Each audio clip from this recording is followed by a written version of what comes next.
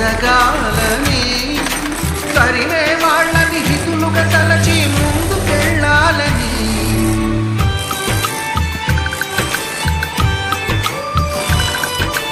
కన్నుల నీటిని కలల సాగుకై వాడుకోవాలని కాచే నిప్పుని ప్రమిదగా మలచి కాంతి పంచాలని గుండెతో ధైర్యం చెప్పాను, చూపుతో మార్గం చెప్పాను, అడుగుతో గమ్యం చెప్పెను.